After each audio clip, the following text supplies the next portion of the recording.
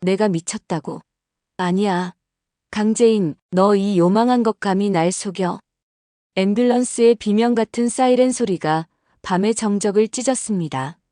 그녀의 목소리는 광기로 번들거렸지만 동시에 처절한 절규였습니다. 귀찮아. 세리야. 너희들까지 날 버리는 거니? 그녀는 앰뷸런스 안으로 끌려 들어가면서도 끊임없이 외쳤습니다. 강재인, 내년은 반드시 대가를 치를 거야. 내가 돌아와서. 차가운 수갑이 손목을 옥죄는 순간 노숙자는 자신이 걸어온 파멸의 길을 깨달았습니다. 이 모든 것이 강재인이 던진 교묘한 함정이었다는 것을 깨달았습니다. 그녀의 눈에 비친 강재인의 모습은 더 이상 유약한 며느리가 아니었습니다. 그것은 복수의 칼날을 품고 숨죽여 기다려온 잔혹한 사냥꾼의 얼굴이었습니다. 그날 오후 노숙자는 정신병원 입원실의 낡은 침대에 멍하니 앉아 있었습니다. 흰 벽과 코를 찌르는 소독약 냄새가 그녀의 정신을 짓눌렀습니다. 강제로 끌려온 지 몇 시간, 노숙자는 여전히 현실을 믿을 수 없었습니다. 자신이 이곳에 있다는 사실 자체가 거대한 농담처럼 느껴졌습니다. 그녀의 심장이 불안하게 쿵쿵 뛰기 시작했습니다. 노숙자는 자신의 손을 바라보았습니다. 어젯밤까지만 해도 멀쩡했던 손이 지금은 떨리고 있었습니다. 그녀는 주먹을 꽉 쥐었다 폈다 하며 불안감을 애써 감추려 했습니다. 그때 똑똑 노크 소리와 함께 중년의 남성 의사가 들어왔습니다. 그의 얼굴에는 노숙자를 대하는 특별한 표정이 엿보였습니다. 마치 그녀가 이미 오래전부터 알고 있던 존재처럼, 혹은 그녀의 과거를 꿰뚫어보는 듯한 오묘한 눈빛이었습니다. 의사는 천천히 노숙자에게 다가와 의자에 앉았습니다.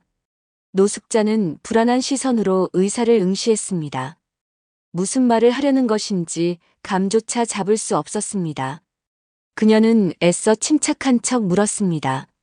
여기가 어디죠? 그리고 당신은 누구십니까? 어머님, 예전에 여기 계셨던 강재인 씨 기억하세요? 의사의 첫 마디는 노숙자의 심장을 얼어붙게 만들었습니다. 강재인의 이름이 이 차갑고 낯선 공간에서 언급될 줄은 상상도 하지 못했기 때문이었습니다.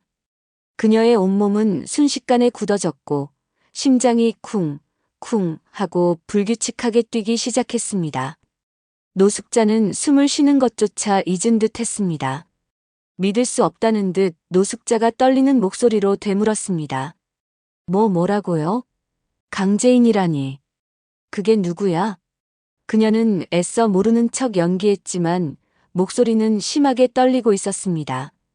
의사는 노숙자의 반응에 아랑곳하지 않고 오히려 더 안타까운 표정을 지으며 말을 이었습니다.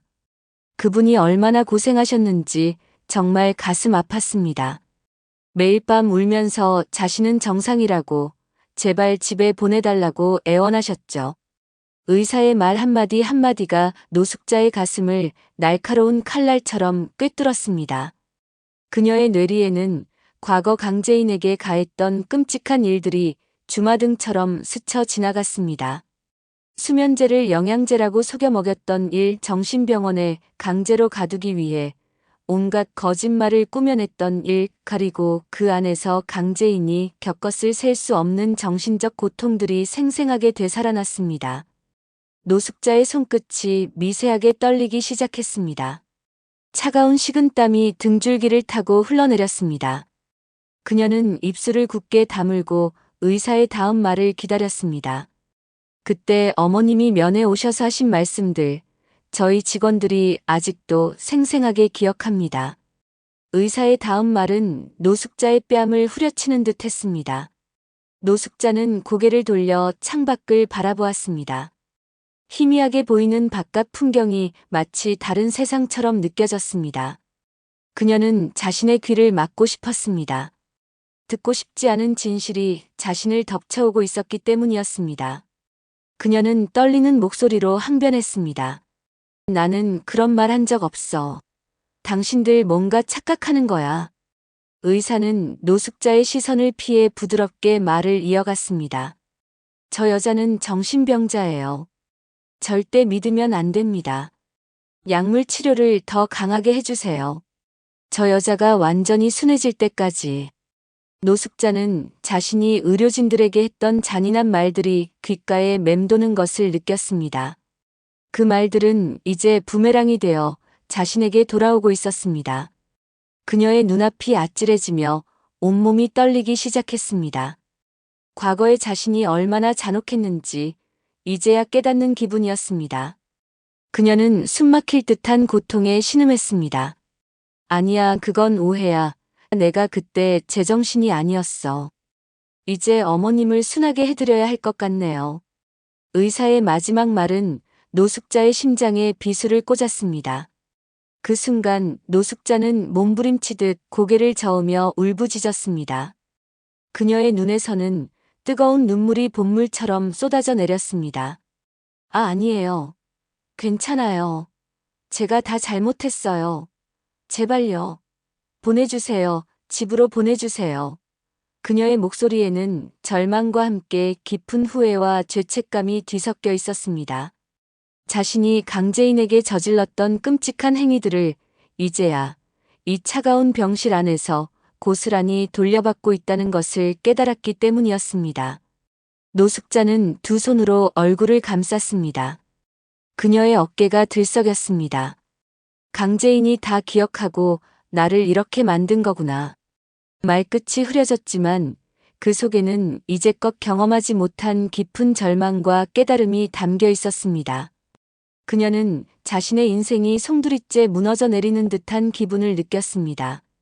의사는 조용히 고개를 끄덕이며 방을 나갔고 노숙자는 홀로 그 차가운 침대에 남아 과거의 그림자 속에서 고통스러워했습니다.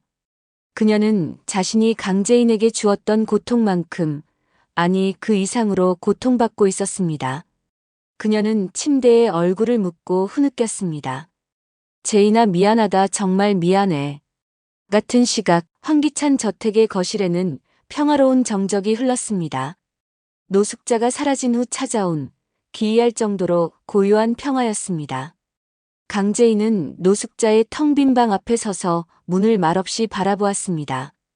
그녀의 얼굴에는 복수의 완성에 대한 만족감과 동시에 묘한 공허함이 섞여 있었습니다. 그녀는 문을 향해 조용히 속삭였습니다. 어머님, 이제 아시겠죠? 제가 얼마나 고통스럽고 아팠는지. 강재인의 독백이 조용히 흘러나왔습니다. 그녀의 목소리에는 복수의 칼날이 노숙자의 심장을 정확히 꿰뚫었다는 확신이 담겨 있었습니다. 그녀는 희미하게 미소 지었습니다. 그 미소는 차갑고도 슬픈 미소였습니다.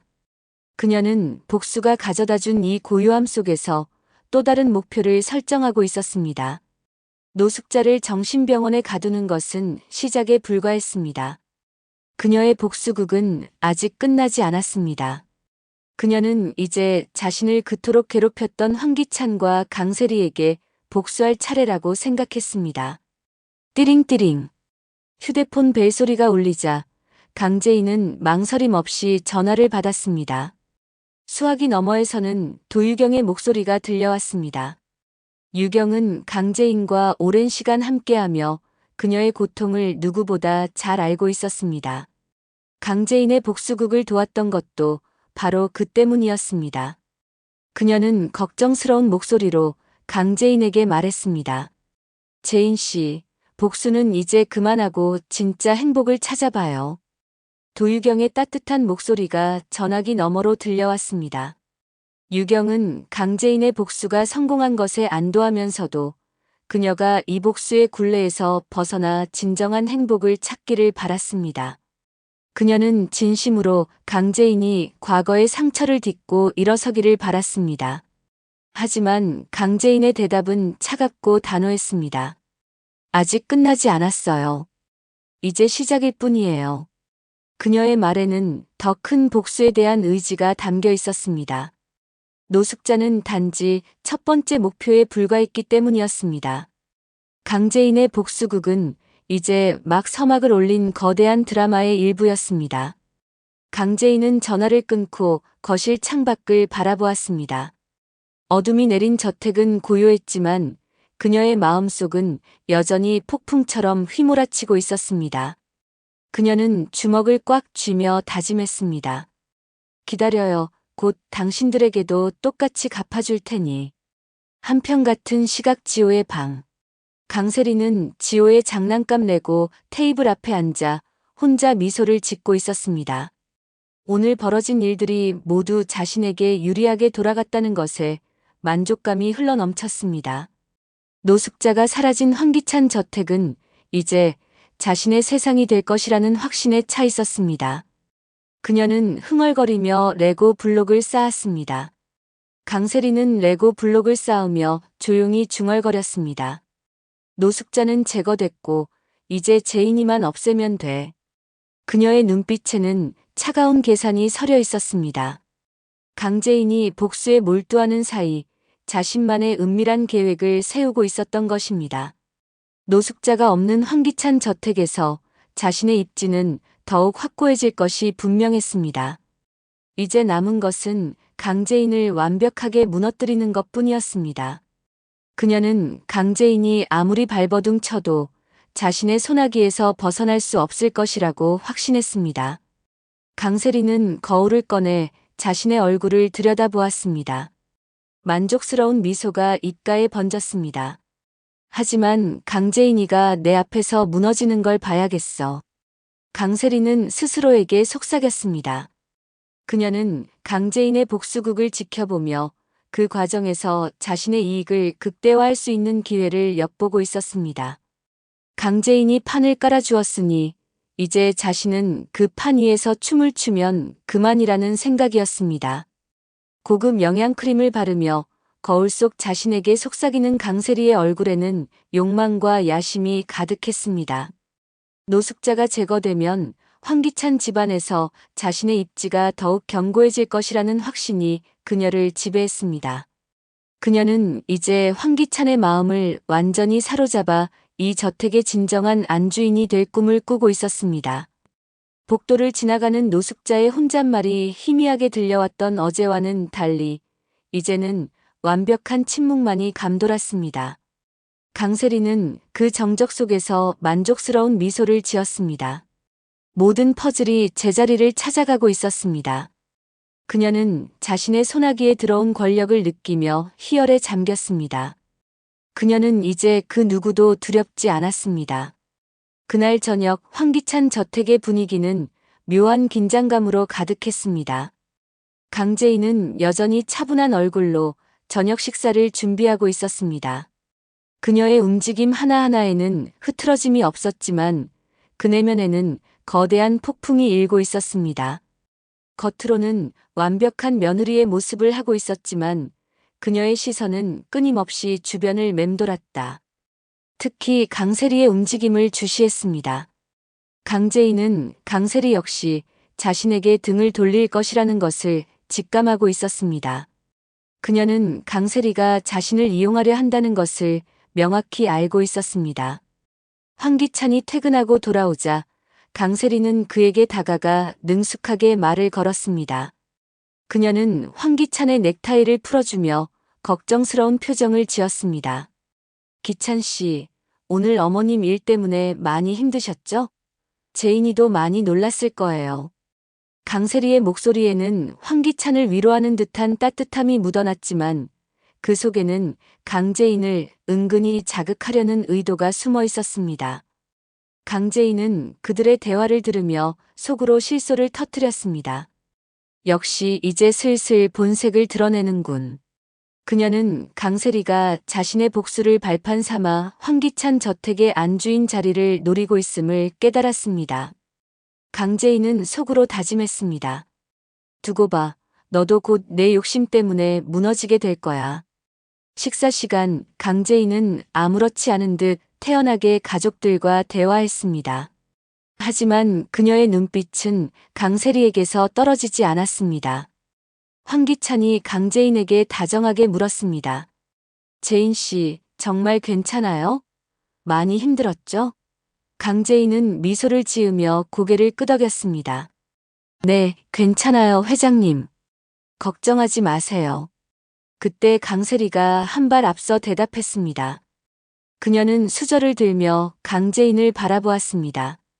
기찬 씨, 그래도 재인이는 어머님을 위해서라도 씩씩하게 잘 견뎌내야죠. 안 그래, 재인아?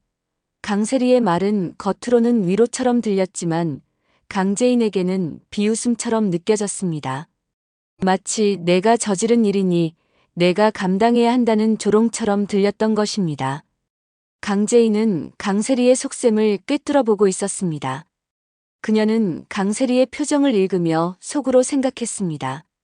내 속셈은 이미 다 알고 있어. 조만간 내 가면을 벗겨주지. 강재인은 묘한 미소를 지으며 강세리를 바라보았습니다. 그녀의 미소는 너무나도 태연해서 강세리조차 속을 알 수 없었습니다. 세리 씨 말이 맞아요. 제가 시작한 일이니 제가 끝까지 책임져야죠. 강재인의 목소리에는 의미심장한 울림이 있었습니다. 강세리는 강재인의 미소에서 뭔지 모를 섬뜩함을 느꼈습니다. 자신도 모르게 등골이 서늘해지는 기분이었습니다. 강재인의 복수가 노숙자 한 명으로 끝나지 않을 것이라는 불길한 예감이 강세리의 뇌리를 스쳤습니다. 그녀는 왠지 모를 불안감에 휩싸였습니다. 그녀는 애써 불안감을 감추며 밝게 웃었습니다. 그럼요, 재인 씨는 강하니까 잘 해낼 거예요. 깊은 밤 강재인은 침대에 누워 천장을 응시했습니다. 그녀의 머리맡에는 아버지 강규철의 사진이 놓여 있었습니다. 강재인은 사진 속 아버지의 얼굴을 쓰다듬었습니다. 그녀의 눈에서는 뜨거운 눈물이 흘러내렸습니다. 복수의 길은 고통스럽고 외로웠지만 아버지의 죽음은 그녀에게 그 무엇과도 바꿀 수 없는 복수의 원동력이었습니다. 그녀는 아버지의 억울함을 풀어드리는 것만이 자신의 남은 삶의 이유라고 생각했습니다. 강재인은 조용히 속삭였습니다. 아버지, 이제 시작이에요. 저를, 그리고 아버지를 이렇게 만든 모든 사람들이 대가를 치르게 할 거예요. 강재인의 속삭임과 함께 시계바늘이 자정을 가리켰습니다. 새로운 날이 시작되었고 강재인의 더 큰 복수극도 이제 막이 오르려 하고 있었습니다. 그녀는 자신의 손에 들린 서류 봉투를 꽉 쥐었습니다. 그 안에는 황기찬 일가의 모든 비리가 담긴 증거들이 들어 있었습니다. 그녀는 이 증거들을 이용하여 그들을 파멸시킬 계획을 세우고 있었습니다.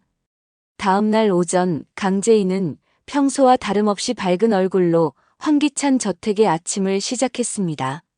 그녀는 주방에서 아침 식사를 준비하며 노래를 흥얼거렸습니다.